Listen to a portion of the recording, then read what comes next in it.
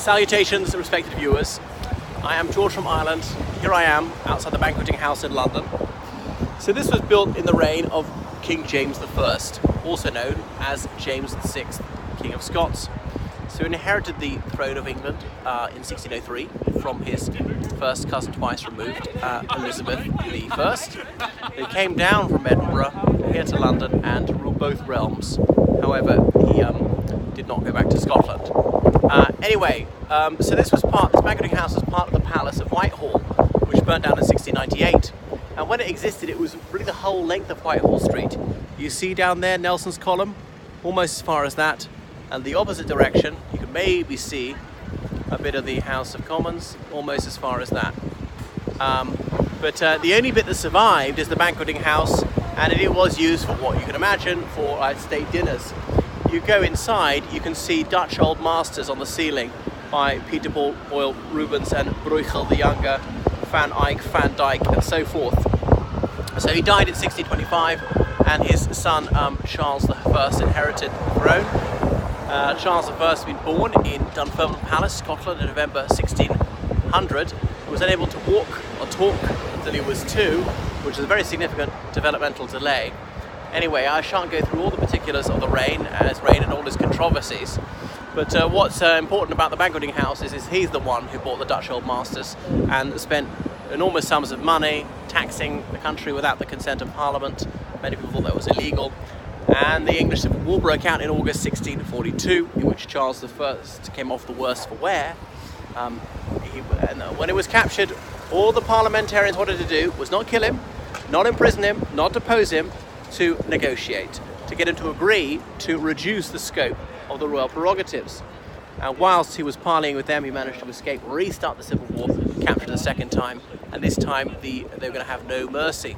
So he's put on trial at Westminster Hall, down that away, half a mile that away, and over a few days, and found guilty in January 1649 and sentenced to suffer death by having his head smitten from his body.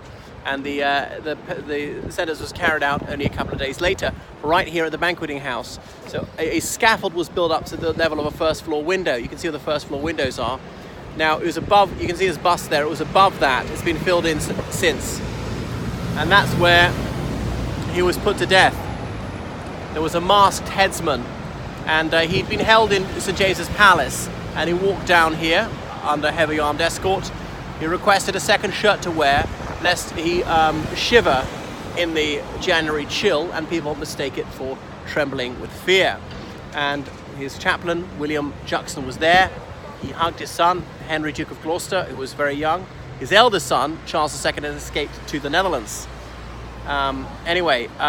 So he came out and he made a speech saying he forgave those who were about to wrong him. He would go now from a corruptible to an incorruptible crown.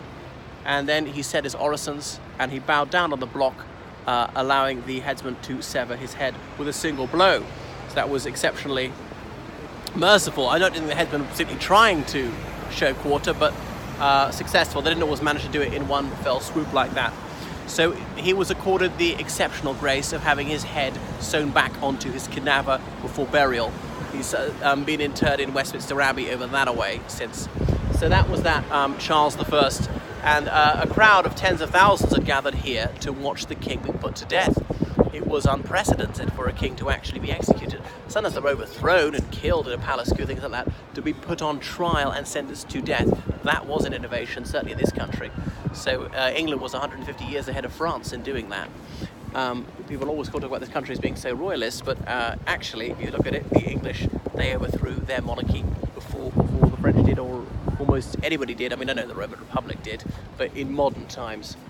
What else about Charles I? Well, I shan't go into any of the rest. And that's it, that's history. The Society of King Charles the Martyr meets on the 30th of January every year to commemorate him. You can look up their website. And some people consider him an Anglican saint, that he refused to change Anglicanism to be Presbyterian, as in to get rid of bishops, to make it more strongly Protestant. I was once here on the 30th of January, and I could have gone in. I thought, it'd be a long ceremony, it'd be too dull. And I kicked myself for not doing it because I've never had the opportunity since, and I so desperately want to attend sometime. So that's Charles I and his Banqueting House, which is open to the public to see the fabulous artwork. I don't think it's ever used for banquets anymore.